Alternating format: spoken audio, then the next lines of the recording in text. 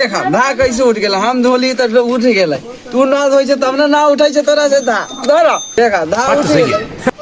अच्छा top top देखे छै रे छौरा के हाथ उत जड़ जतै। केकर बेटवा हो देखा था चिन्है छौ?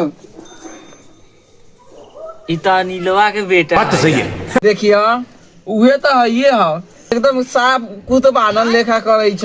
अभी बात न सुनले ह गांधी जी आयल रही तोन वाला ना कहला एकरे इतना गो रही समझ ले। हम अपना बाबू के कन्हा पे बैठ के गेल रही गांधी जी के देखे। कहाँ मालूम हो? कहाँ? अभी स्कूल बनल हुआ ले रही स्कूल कहा ना उहे हम सब अभी पढ़े ले। हाँ वो तो ही गेल रही गांधी जी के देखे हम अपना बाबू के कन्हा पे बैठ के। एकरे इतना गो रही हो गया। एकरा इतना गो रहे तो कैसे तोरा अभी तक याद है? हमार बाबू कहत रहे अरे आगू मुझा गेले कहीं ने एकरा जाएला घरे न कान में टोपी पहन ले है न कुछो पहन ले हाथ उत में। ठीक है